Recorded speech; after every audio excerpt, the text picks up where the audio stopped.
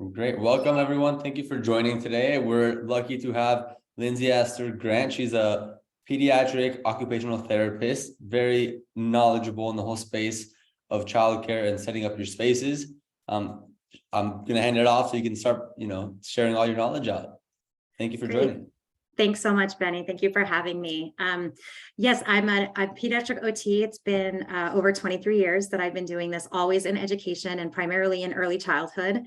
And we're going to talk today about strategies, sensory strategies specifically, to help deal with some of those challenging behaviors that you might come across in your environments and in your settings.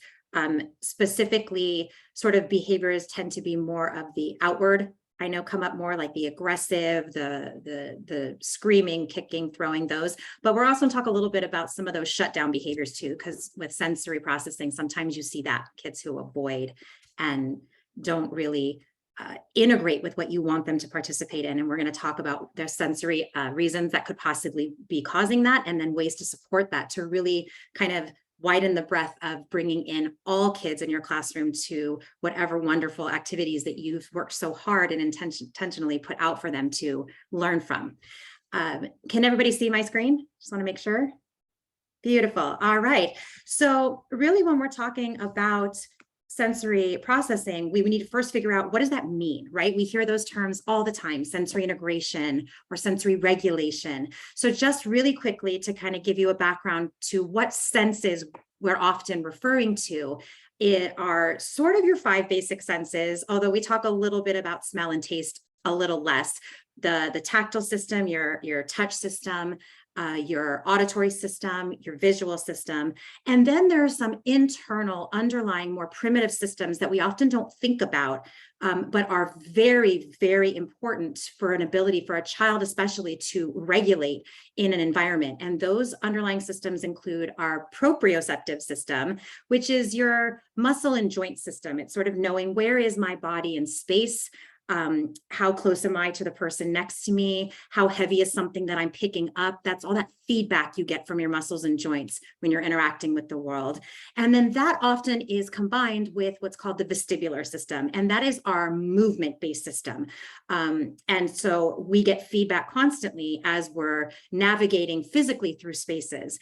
And what happens in preschool is pretty much that classroom environment, the settings that we're interacting with, actually all through adulthood as well, we're using almost all of those systems at the same time, or at least in combination of a few. And so that's the integrative piece, where we're going to talk a little bit today about some of those systems in isolation, but always keeping in mind that they kind of exist together. And we'll talk about what happens when you start becoming dysregulated in one system and then building upon that with another. And really, when you think about it, since this is kind of how we take in our whole world, it's going to really impact a child's ability to participate in many areas of school, the school day. Specifically for today, we're going to focus here on this behavioral system, but as you can see, there are all aspects, from motor coordination, engaging socially with your peers, maintaining attention, accessing playgrounds, and even the brain's ability to take information in and be in a state where they can learn. But since today kind of is a little more focused on behavioral challenges and what kinds of responses we can make, we're only going to really touch a little bit on this piece. But if I had more than 30 minutes, I could fill you in on a lot of other ways that, just by using even some of these strategies, you can really help make positive impacts with your children in a multitude of areas of their school day. So when we think about a classroom setting, and the ways we want to make it inviting for a child, and warm and kid friendly, right? We often think of, being very colorful and having lots of activities available, and, nice artwork on the walls and all sorts of things, kind of like we see in this picture. But if you look at something like this, you might notice maybe your first reaction possibly could be, ooh, there's a lot going on, right? That's a really busy corner of a classroom. And again, this is just a photo of one corner. You can tell it's a little bit of an old photo. We've got this beautiful TV from in ancient times. But what I want you to focus on is, does this environment make you feel a little bit more on alert, a little bit more overstimulated, versus if you were to look at a classroom environment more like this, do you have a change in your own kind of response where you might feel, oh, okay, that feels a lot more calm. It feels a lot almost brighter in a way, even though it's just as much lighting as the one next to it, but the lighting is not as much from overhead. There's some more natural lighting coming in. There's a lot more open space and a lot more visually accessible colors too that don't create so much overstimulation. I personally think both of these environments are very child friendly and they're very warm and they are cozy, but they impact our sensory system in a different way. And most of you, I might think, might say, I'd rather spend my day in the classroom on the right than the classroom on the left, unless it flipped on your screen, this classroom over here. So why is that? When we think about what happens when we get dysregulated, right? So if you go back to this slide of the first picture here, if I start getting overstimulated and dysregulated, I might think my environment's a little crazier. So my brain's starting to go a little faster. And then I start to spin out of control a little bit, right? I might get more dysregulated, feeling less calm. In our kids, what we see often, and the kids that kind of draw more of our attention as the educators, are these ones that increasingly lose control of their body. So you might see kids who start running around the room or rolling on the rug or, shouting and making loud noises, or they might be really silly and giggly, but not at the times you want them to be. They might get louder, right? Just overstimulation can increase the volume that kids start speaking in, where you might think, wow, they're really shouting and squeaking, when before they were talking at more of an indoor volume. A lot of times we try to use those words, right? Use an indoor voice. And what does that really mean to a child? It might go to even more extremes in some of these more challenging behaviors where things might get thrown, right? We might start throwing toys, breaking toys, slamming chairs. All those kinds of behaviors can really come out if a body starts getting dysregulated, or in another way, thinking about it as out of control of your body. That being said, I also want you to keep in mind these kids down here, because one challenging behavior that you might be having is not necessarily that the kids are wild and out of control, but that they're disengaged, that they are shutting down or isolated, or they refuse to participate in anything, right? So here you're trying to put out these wonderful provocations for them to interact with, but they don't go to any of those tables. Or when they're on the yard and you think, now's your chance to go play and get some energy out, they kind of wander the periphery or maybe stay closer to you as the adult. So think about those behaviors from both perspectives. It's not always the kids who are loud and wild that are dysregulated. Sometimes it goes the other way. So how does that happen in a classroom, right? How do we go where we might walk in and we're having a great day, or the parents say the kids were in such a great mood this morning. They were so happy to come to school this morning. I'm not sure why maybe this or that behavior happened. And what we're going to talk about, there are a multitude of reasons. There could be emotional reasons, social reasons. I wanted to play with that. Someone else has it, those kinds of things. But I implore you to also think about some environmental reasons that can really start to overstimulate the brain before you even interact with the child. So we talk a little bit about these bright primary colors, old lakeshore kind of colors that we used to think about. The classroom music, oftentimes we have music on that maybe to us seems very child friendly. It could be kids songs that are, the going on a bear hunt or the wheels on the bus or those kinds of things.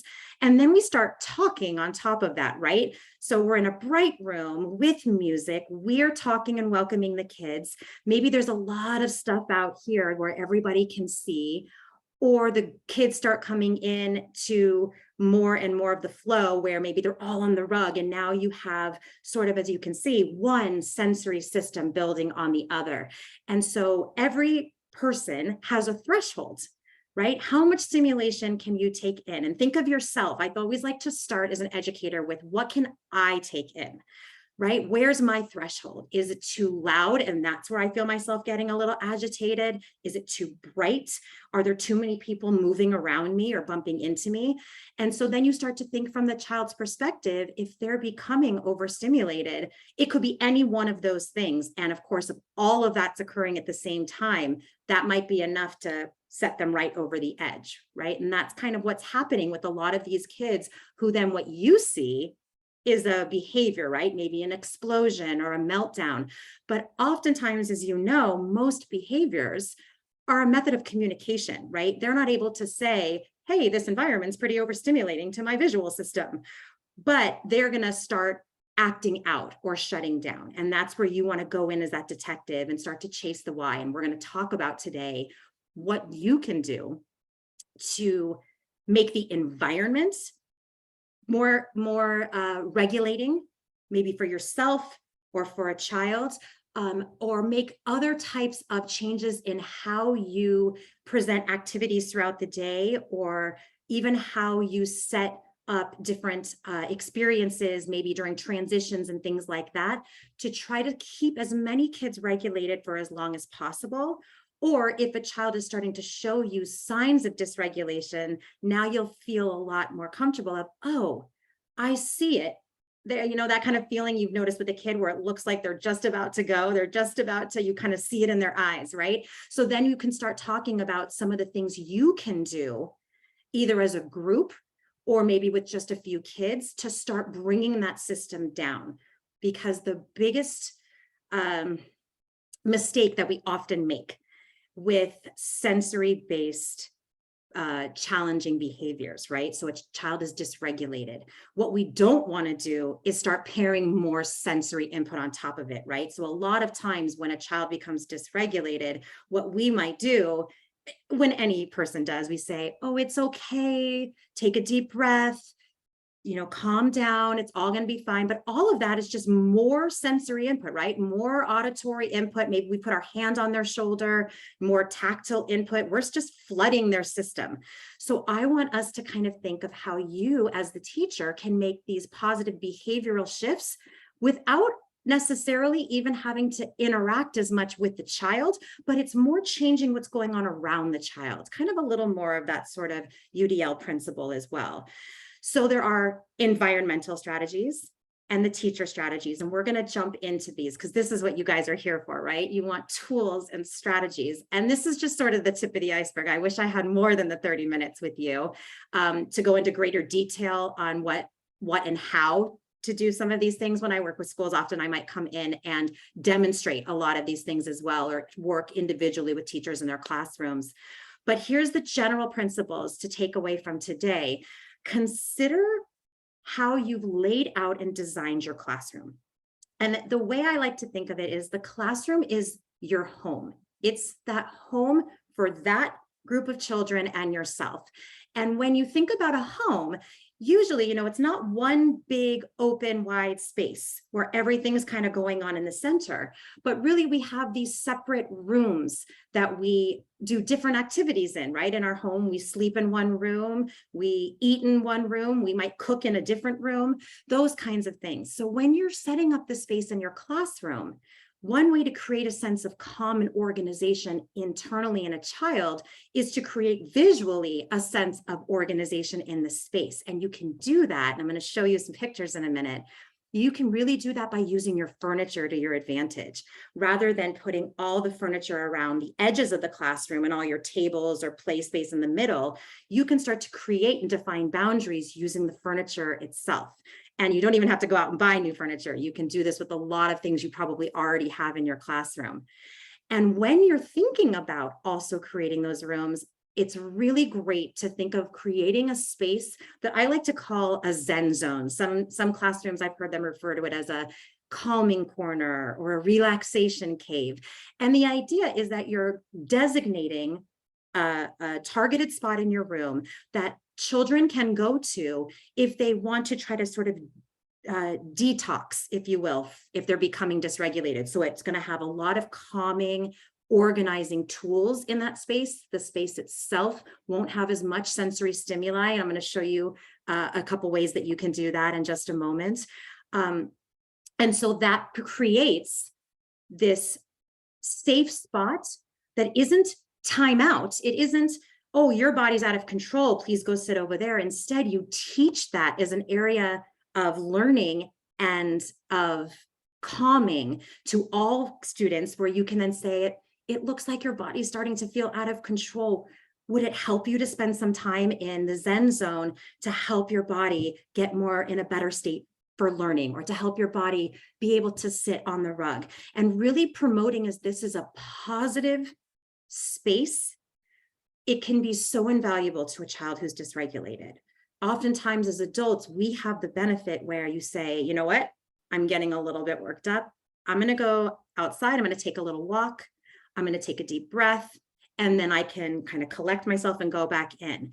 And it's the same concept, but a child isn't allowed to just go take a walk outside. So we're trying to create a space where they feel that sense of, I'm going to be okay, even if I become dysregulated, there's a place for me. And then we can help as the adult guide them, because they're still little brains there, and they're not going to be able to come up with all those answers on their own, but we can start pairing that language for them, which is another huge piece in behavior management, is that helping kids identify what they're feeling can be really helpful, so that it's not such a big, scary emotion. So if they're starting to feel dysregulated, I'm overwhelmed, these people are all too close to me, you might say, I can feel that your body's not comfortable right now. Let's go help find a place where it can be more comfortable.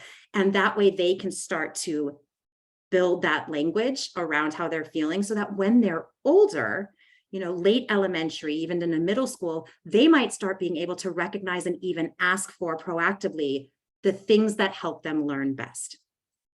So one of the other environmental things I really want you to think about is when you're setting up your walls, right? We often think, oh, the kids make such wonderful artwork, I'm going to paste it all up on the walls.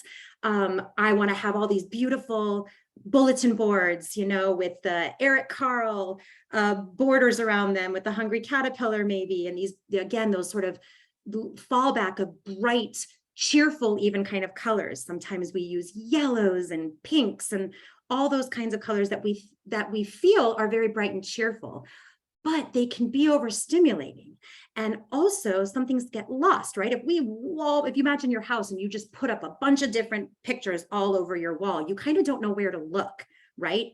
And so you either are looking everywhere, right? Those are those challenging behaviors of the kids that never seem to be focused on you. They're focused everywhere else.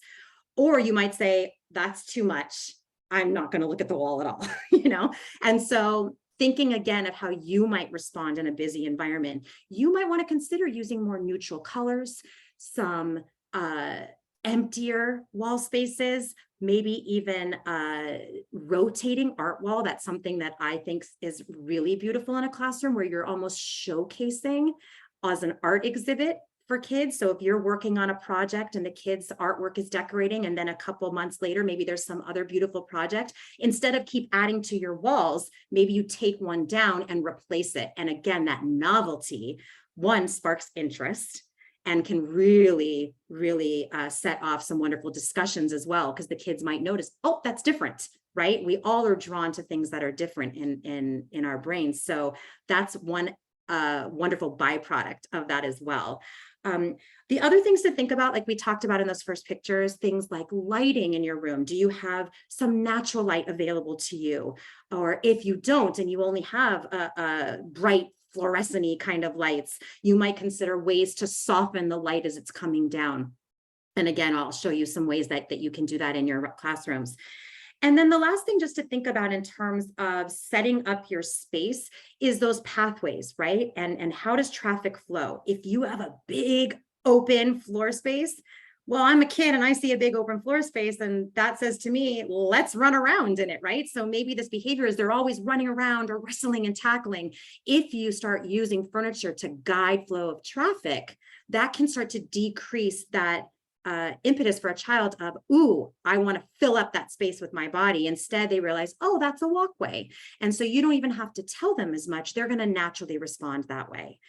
So that's something that you can also consider. And then always think about, we're going to talk more later, but using visual schedules and timers and other cues to manage behaviors as an alternative to always talking to the kids. Because when you're just using your voice, one, again, that can be more noise on top of maybe the music or the cars driving by outside, or it could be that the kids are having a hard time processing all that language, and by giving them something visual to look at, that can be really helpful.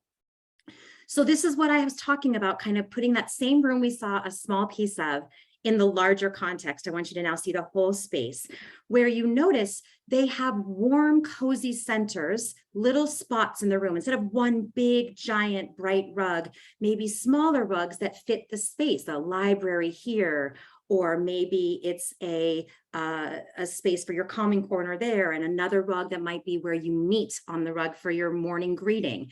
And then you can use bookcases and things like that to make walls. And doing that really helps visually for the child as well, get more organized, that I know where to be for that activity. And then the other thing that really helps a dysregulated child, if they're really having a hard time, maybe with transitions, that tends to be a time when a lot of behaviors come out, right? Those unstructured transition times. So we're going to move from the rug and we're going to go to the tables and do an activity, or maybe it's time to go get their snack to go outside. If you are just saying all those activities and they're trying to hold that in their heads, and now you excuse everyone and they all stand up, and maybe one child wasn't really able to follow along and they look at everyone standing up and they get up and now it's kind of crazy time. But if you have a visual schedule that's very clear of what order you're going to do things, that can also help deal with, okay, what's next, right? Oh, the teacher said I can look at the board. Oh, we must be going to circle time because we just finished this. And one thing I love when you make these vertical kind of schedules is you can even do it where it's laminated with on a Velcro. And as you finish an activity, you can have maybe a child that's chosen for that day or the week, however you do that in your room, but they can take it off. So it starts disappearing as the day goes on. And that really helps have kids sort of start to develop that sense of time and order and sequence. It can calm anxiety for kids that might be having a hard time separating from families. You know, when does my mom come back? Oh, she comes back after these 3 activities, that kind of thing. So it can help you talk through their day. And then it also can really help for kids who start to get a little bit dysregulated, not knowing where they're supposed to be. Instead of telling them, we might say, hey, let's go check the schedule and see where we're at. And then the last thing I want you to notice over here, I think that is so helpful for kids who are more visual, is taking real photos of your kids in those activities, which can be a fun project in and of itself. But that way, instead of having sort of those sort of clip art drawings, this way, this can really help anchor a child who is maybe getting dysregulated and where can I be, or I don't know what's going on. They recognize that playground, or they recognize themselves even in the photo of sitting at that table for snack time. That can really help keep kids organized and their behaviors a little bit more calm. So it's just something to think, if you don't do this already with your visual schedules, it's a really nice way to implement more structure and organization to your classroom without having to constantly be telling the child where they need to be. This is another example of sort of less is more. It's very clear, right, that there's building here. I see the blocks. You can see this is more of that neutral colors, not so bright. But you can have some pictures in this particular classroom. They put pictures up of different they were working on bridges and structures. And so that was sort of their theme. And so they had some pictures of some of those different kinds of structures. And then they used the space by using the back of the kitchen, right, to create this lovely workspace here for building. And the kitchen, which is also a noisy area of the classroom, is right next to it. That can help really keep kids regulated to know, okay, if I'm in the mood and feeling good being loud right now, or I'm really looking for this kind of big, loud, crashing building play, here's my space. Whereas at the opposite side of the classroom, maybe that's where your library is or your Zen zone is. And so again, you're now delineating areas to have kids be able to either make those choices for themselves, or if you see that they're struggling, then you can help guide them to an area that might feel better for their body. Flexible seating is another really great way to manage challenging behaviors. Oftentimes what I hear a lot as an OT is these kids just can't sit still, right? It's circle time and they are up and running around, or they're rolling in the rug, or they're falling over, or they get up and they come and they sit in front of me and I want them in a circle. And I think that there's been a lot of past expectations of, a good class of kids are all sitting in a circle, all sitting crisscross, the hands are in their lap, very quiet, their eyes are on me. But in reality, that's not how kids operate, especially at this age. Just as you might feel more comfortable sitting on a couch than in a chair and a desk all day, or maybe when you're doing your reading or any work, if you're doing that, you say, oh, I really love to be on my bed, or I really love to just sort of chill out on the floor and feel like I can stretch out or have more space. Kids feel the same way. All brains and bodies don't learn the same. And if you think about the behavior, right, they're disruptive to my circle. Really what you want to ask yourself is, can I look at this in a different way, right? Can I reframe my thinking of, why am I having circle time? Is it to bring our community together? Is it to teach them about days of the week, or teach them to read a story and then start maybe thinking about some comprehension questions, or whatever it might be? That's why you're doing it. So if a child can sit crisscross and keep their focus with you, awesome. But what about the child who can lay on their bellies and still keep their focus with you, or maybe up on their knees? All these kids are in different positions in this picture, but you notice if you really take a look at their focused vision, it's on what the teacher's trying to get them to learn. So sometimes it takes a mind shift of, is this actually a challenging behavior, or is it a behavior that is challenging to me as the educator, my perception of how it should be? And if you can embrace some more of these different flexible seating options, where there might be a beanbag chair in your room, or maybe when it's table work, they're sitting on the floor or standing up or on a wobble stool, or just plain old laying on their bellies on the rug.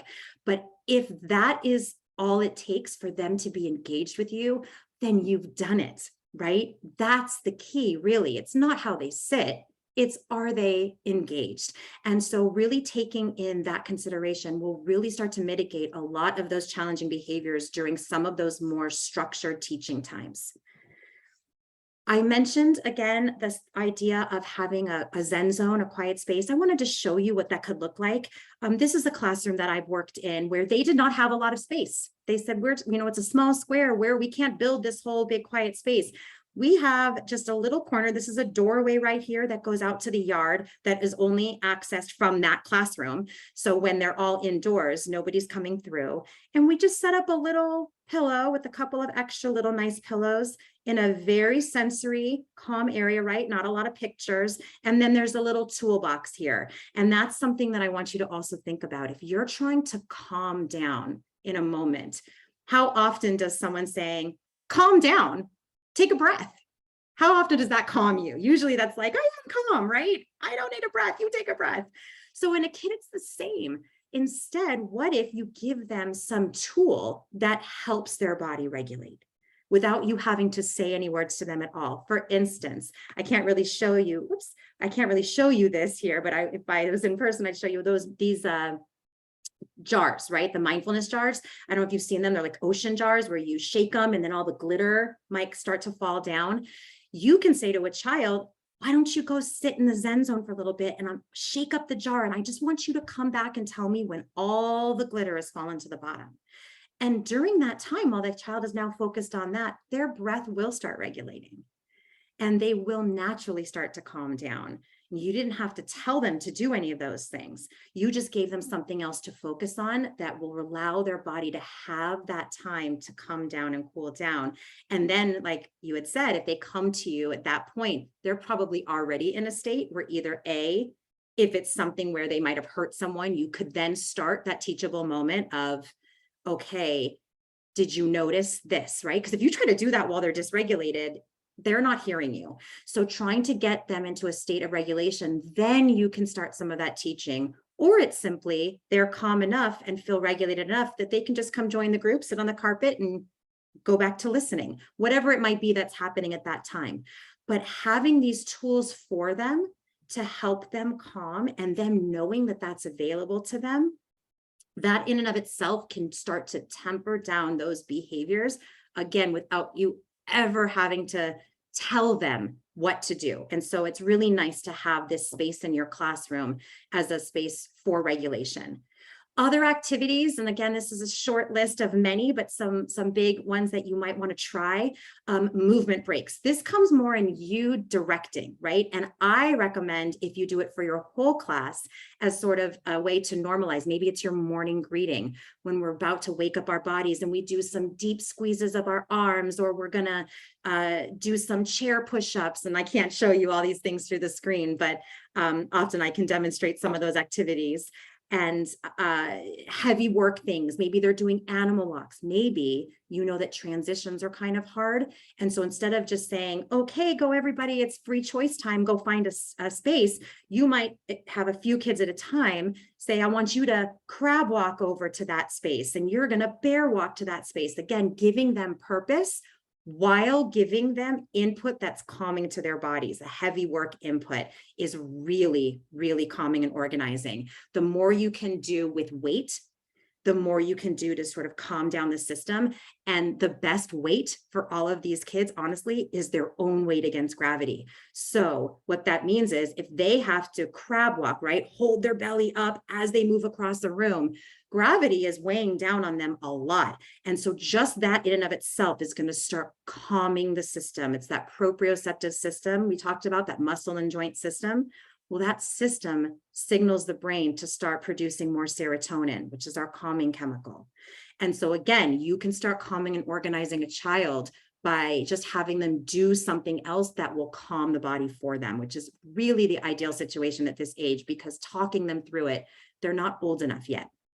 Other things that you can have either indoors or outdoors, some linear stuff, linear movement, where you're kind of rocking back and forth. Also, as we know, by having maybe if we were in a hammock or you're sat in a rocking chair, how that can be really soothing to the body. So if you have swings on your site, that could be something to encourage them to use, whether it's during outdoor time, or if they've become really dysregulated and they need a break, maybe that's where you take them. If the outside is really close to your classroom, maybe it's, hey, let's just go out and swing for a minute. Or maybe you have a rocking chair in your room, which could be a really nice area for them to go to. Other outdoor activities, hanging on bars, climbing up ladders or rock walls, pulling wagons. If you have those two-seater tricycles, it's really fun. This is also a nice social benefit where you have one child pedaling and the other kid is sitting on the back, so it's more weight to pull. So you're giving calming experiences to that child while working on some social interactions, or possibly even turn taking when they switch. So there's ways that you can do this with the tools that you already have, but it just might take a little encouragement for you, for those kids that, hey, this might be something you want to try. Other fun ways to do it are during snack time. That sometimes gets to be a time where kids get really dysregulated, right? Because again, it's very unstructured in a lot of environments, right? One kid might not be a big eater, and so they're done, but other kids are eating and then they become really wild. So having some games that are involved around eating, or if it's not even eating itself, just games that might be you play right before eating. So blowing and sucking through straws is a really fun thing to do. So it could be something where you're trying to say, you know, you're drinking water and now you're trying to suck up yogurt, and all that extra muscle that they have to use here really can start working those proprioceptive systems here in their jaw, which actually, fun fact, it's our strongest joint in our body, which is kind of a really great tool for you to remember, because that's why kids bite. If that's one of your challenging behaviors, he gets upset, he's a biter. I hear that a lot too. Well, they're biting because that is the quickest way for them to get that input through their body, is to chomp down. Now that could be what some people might say, oh, they're acting out, they're just bad. Or maybe they're communicating, right? He took my toy, I didn't like that. or he bumped me and I didn't like that either, and they go to bite, right? So if we can start giving ways to calm the system through other oral motor activities, they might not need to go to that stage because they're going to stay more regulated through things that might have previously gotten them a little more dysregulated. So you can do that through even chewy foods if you serve snack, bagels, dried fruit, all of those kinds of things. And then I'm going to end today, because I know it's a lot of information, but transitions, I brought it up a couple times already, but transitions, I'm sure you guys maybe are thinking that is the downfall to all behavior, right? They were sitting, they were engaged, everything was great, the class was calm. And then we're getting ready to line up or wash our hands, go get snack, and all of a sudden it becomes mayhem. This is where you want to use your tools. And there's a few ways to do it. On the whole, having that visual schedule that we talked about is going to really help support transitions because they know what to do. If you need to, for an individual child, you could take that same schedule, right? And you could make a smaller one where they can carry it with them, especially a child who might be showing more anxiety-based behaviors, right? They're worried about what comes next.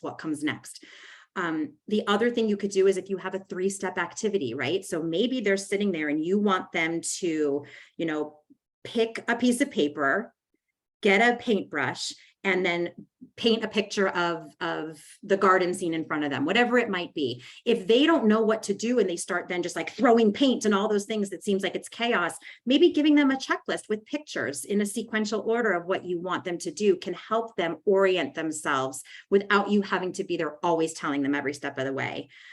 Visual timers are also great. Where you might say they have, this is something we do a lot as adults. We might say 5 more minutes, and then in a minute, we say time to clean up, right? And that concept of time is hard. If you use a visual timer, which is this back here, I'll just take you back 1 second to show you. This is an example right here. This one's called the time timer. There's many different kinds out there, and there are ones you can even use as apps. If you have a smart board in your room that you want to put it up there, they make those little time timers in large sizes. So you can have them in your classroom, but it might be a way also to help transitions where kids can gauge time. Because a lot of times the fighting back, pushing back behaviors might happen if a kid does not want to stop doing something, right? It's time to transition, but they're not done. That a lot of times you get a lot of pushback where they might scream or say no, or I'm not done. To help them through that, having a timer so they have an expectation. And then the other thing that's really nice with transitions is also giving them a concrete single step instruction.